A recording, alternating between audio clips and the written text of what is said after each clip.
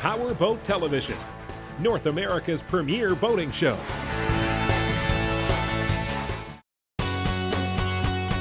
Time for My Boat. Over the years, we've extensively covered the subject of corrosion protection for IO and outboard powered boats. So this week on My Boat, we'll address some of the things you can do to protect the running gear on your inboard powered boat from the expensive damage caused by corrosion. Now, the subject of electrolytic or galvanic corrosion is a complex one, but in a nutshell, it involves the electrical interaction of dissimilar metals. Your first line of defense for the underwater mechanicals are sacrificial anodes. An anode is an unpainted and exposed piece of metal that is designed to wear away slowly from the effects of corrosion or electrical fields within the water. Anodes are often found mounted on an inboard's drive shafts or rudders, trim tabs, or mounted to the transom. Our project boat only has anodes on the shafts and is starting to show the signs of corrosion on the shafts, rudders, and trim tabs, so it requires additional anodes to protect these areas. Sacrificial anodes are made from a variety of metals, originally zinc and later on magnesium and aluminum. Now recently, new aluminum alloys developed by companies such as Performance Metals now work equally as well in fresh, brackish, and salt water. And knowing when to change them has been simplified by the inclusion of a wear indicator that shows up when their useful life is over. Tackling the trim tabs first, the position for the anodes was determined and marked for drilling and scored. Holes were drilled in each tab using a carbide tip drill, and the anodes were installed using the supplied bolts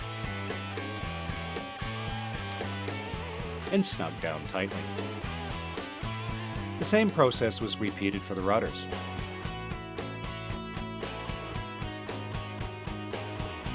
Note that the anodes have to be installed towards the trailing edge of the rudders for dynamic balance.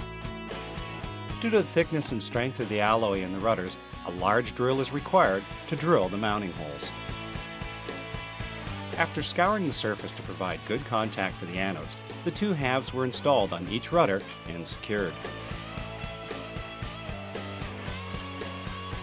Next, the old spent anodes were removed from the drive shafts and the mounting area was sanded clean with wet dry paper. Finally, the shaft anodes were clamped over the shaft and tightened down with an Allen key.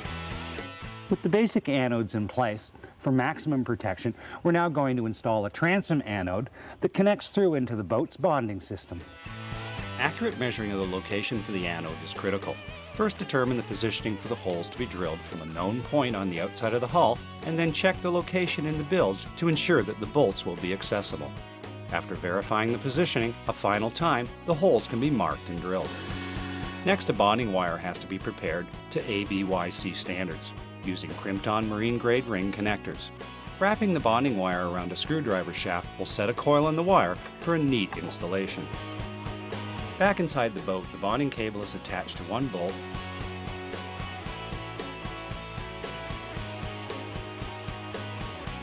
and the bolts are inserted through the transom, then waterproofed with a marine-grade sealant. More sealant is applied to the boat on the outside of the transom, then the washers, lock washers, and nuts are installed and tightened down. Additional nuts and washers are installed to provide for the required standoff for the anode. Finally, the transom anode is secured to the mounting bolts. The last step is to connect the bonding wire from the transom anode to your boat's existing bonding system. In just a few short hours with some basic tools, we've been able to add an advanced level of corrosion protection to this cruiser, something you should consider to protect your boat as well.